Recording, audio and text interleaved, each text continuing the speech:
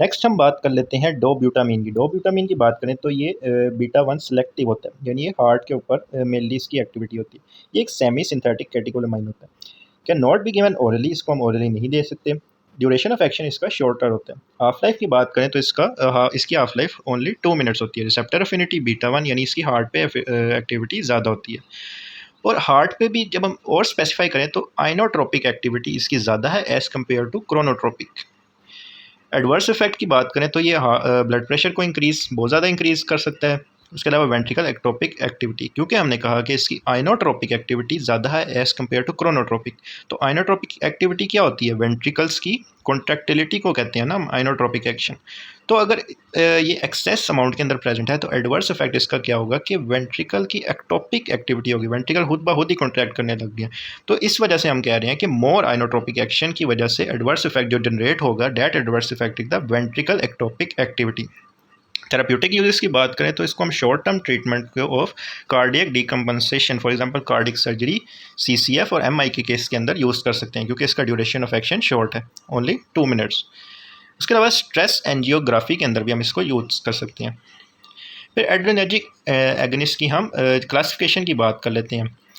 Alpha selective adrenergic agonist की बात करें तो अल्फा एगनिस्ट सबसे पहले नॉन सेलेक्टिव आते हैं। इसके अंदर जाइलोमेटाजोलिन, ऑक्सीमेटाजोलिन को हम यूज़ कर सकते हैं as nasal decongestion. Alpha one selective की बात करें तो इसके अंदर फिनाइलेफ्रीन, माइडोड्रीन और मेथोक्सामाइन आ जाते हैं। अल्फा टू एगनिस्ट की बात करें तो क्लोनिडीन, मिथाइलडोपा, ग्वानफसिन एंड ग्वानाबेंज आ जाते हैं। और न्यूअर एजेंट्स की बात करें तो इसके अंदर मोक्सोनिडीन, मेडिडीन, उसके अलावा tizanidine. Next beta two selective adrenergic agonist की बात करें तो शॉर्ट एक्टिंग आते हैं मेटा प्रोटीनोल एंड अल्बुटिरोल, या फिर जिसको हम साल बुटामोल भी बोलते हैं।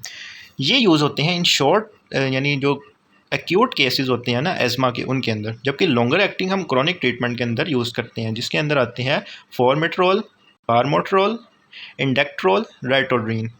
ये क्रॉनिक ट्रीटमेंट ऑफ एस्मा के अंदर यूज़ होती हैं, क्योंकि इनका लॉन्ग एक्टिंग एक्शन है। और बीटा टू क्यों यूज़ हो रहे हैं? क्योंकि बीटा टू ने वेजो डायलेशन करवानी होती है। नेक्स्ट नॉन कैटेकोलामाइंस की बात कर लेते हैं कुछ। नॉन कैटेकोलामाइन, इसमें कैटेकोल रिंग प्रेजेंट नहीं होगा, यानी कैटेकोल न्यूक्लियस नहीं प्रेजेंट होगा। रूट की बात करें तो हम इसको ओरल रूट के अंदर भी दे सकते हैं, क्योंकि ये लिपिड सोलेबल होते हैं। पेरेंट्रल रूट के अंदर देंगे तो और ज़्यादा अच्छी बात हो जाएगी, यानी ज़्यादा अच्छे एक्शंस हो जाएंगे, क्योंकि hepatic first pass metabolism prevent हो जाएगा। ड्यूरेशन ऑफ एक्शन इनके लॉन्गर होते हैं और ये ब्लड ब्रेन बैरियर को क्रॉस कर सकते हैं और सीएनएस पे इफेक्ट्स भी प्रोड्यूस करेंगे, क्योंकि ये लिपिड सोलेबल है। एक्सक्रीशन की बात करें तो ये मेनली रीनल रूट के थ्रू एक्सक्रीट हो रहे होते हैं। नॉन कैटेकोलामाइंस में सबसे पहले फिनाइलेफ्रीन की बात करें तो ये पोटेंट अल्फा वन स्टिमुलेंट होता है। ये यूज़ और होता है मीडियाटिक एजेंट, यानी प्यूपिल को डायलेट करने का यूज़ होता है। उसके अलावा नेज़ल डिकंजेशन करवा रहा होता है। अल्बुटिरोल की बात करें तो ये बीटा टू स्टिमुलेंट होता है, ये ब्रोंकोडायलेटर होता है, यानी ये एज़मा के अंदर यूज़ हो रहा है। कोकेन की बात करें तो ये रीअपटेक इनहिबिटर होता है, क्योंकि हमने जब डायग्राम शुरू में डिस्कस की थी तब हमने कहा था कि जो रीअपटेक मैकेनिज्म के लिए जो ट्रांसपोर्टर होता है नर्व टर्मिनल के ऊपर, उसको इनहिबिट करता है कोकेन। इसके अलावा ये जो कोकेन है ये ड्रग ऑफ अब्यूज़ भी है, ये सबको पता है। लोकल एनेस्थेटिक इफेक्ट भी होता है इसका। नेक्स्ट थेराप्यूटिक क्लासिफिकेशन को पढ़ने से पहले हम एम्फेटामिन की थोड़ी सी और बात कर लेते हैं कि एम्फेटामिन जो है ना वो रेसमेरिक मिक्सचर होता है फिनाइल आइसोप्रोपाइलामाइन का। फिनाइल आइसोप्रोपाइलामाइन का एक रेसमिक मिक्सचर होता है। Amphetamine action are mediated through the release of norepinephrine. इसके एक्शन नोरेपिनेफ्रिन के रिलीज से मीडिएट होते हैं और कुछ हद तक डोपामीन के उससे भी मीडिएट होते हैं। वाइडली अब्यूज है सीएनएस स्टिमुलेंट, ये सीएनएस को स्टिमुलेट करता है और ये ओरली भी एक्टिव है, क्योंकि ये लिपिड सोलेबल है। नॉन कैटेकोलामाइन सारे लिपिड सोलेबल हैं, तो ये सीएनएस के ऊपर इफेक्ट्स रखेंगे और ओरली भी हम इनको दे सकेंगे। Stimulant effects on mood and alertness and decrease appetite. ये अलर्टनेस और मूड को स्टिमुलेट करता है और एपेटाइट को डिक्रीज़ करता है। और इसका यूजेस नार्कोलेप्सी और एडीएचडी के अंदर होता है, यानी अटेंशन डेफिसिट डिसऑर्डर्स के अंदर इसका यूज़ होता है। नेक्स्ट एफेड्रीन की बात तो ये फर्स्ट ओरली एक्टिव सिंपैथोमाइमेटिक है। ये बात आपने एमसीक्यूज पॉइंट ऑफ व्यू से याद रखनी है। इसका relatively longer duration of action है। ये मिक्स्ड एक्टिंग हम पढ़ रहे हैं ना, मिक्स्ड एक्टिंग सिंपैथोमाइमेटिक है और ये एंटर कर सकता है सीएनएस के अंदर और माइल्ड स्टिमुलेंट इफेक्ट्स होती हैं। एफेड्रीन के बाद आता है सूडो एफेड्रीन। सूडो एफेड्रीन की बात करें तो ये एफेड्रीन एनेंशियोमर है ओटीसी कंपाउंड्स के अंदर ये एज ए डीकंजेशन मिक्सचर के तौर पर अवेलेबल होता था। Use as a precursor in the illicit manufacture of the methamphetamines की मैन्युफैक्चरिंग के अंदर ये प्रिकर्सर के तौर पर यूज़ होता था, जबकि अब इसकी सेल के ऊपर रिस्ट्रिक्शन लग गई। जेनिटो यूरिनरी एप्लीकेशन की बात करें तो एफेड्रीन और सूडो एफेड्रीन स्ट्रेस इनकॉन्टिनेंस के केसेस के अंदर हम यूज़ करते थे।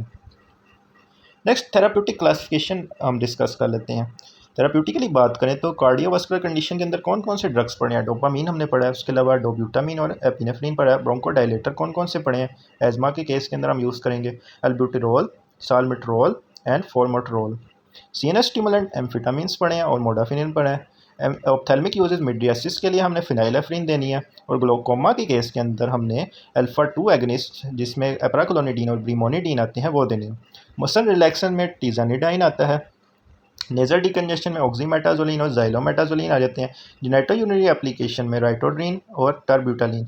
इनको हम टोकोलाइसिस यानी जो यूट्रस की रिलैक्सेशन है ना, यानी प्री मेच्योर जो यूट्रस की कॉन्ट्रैक्शन हो रही होती हैं उनको प्रिवेंट करने में हम राइटोड्रीन और टर्ब्यूटालिन को यूज़ कर रहे होते हैं। एनाफिलैक्सिस या एनाफिलैक्टिक शॉक के अंदर हम एपिनेफ्रिन देते हैं। IM रूट के थ्रू यानी इंट्रामस्कुलर रूट के थ्रू हम एपिनेफ्रिन को दे रहे होते हैं इन द लेटरल थाई के अंदर। लेटरल थाई के अंदर हम दे रहे होते हैं एपिनेफ्रिन को। लोकल वैजो कंस्ट्रिक्शन एपिनेफ्रिन यूज़ होती है, जिसकी वजह से एपिस्टेक्सिस को हम प्रिवेंट कर सकते हैं और म्यूकोजल ब्लीडिंग सरफेस को हम प्रिवेंट कर सकते हैं। तो ये था टॉपिक हमारा सिम्पैथोमिमेटिक ड्रग्स के बारे में।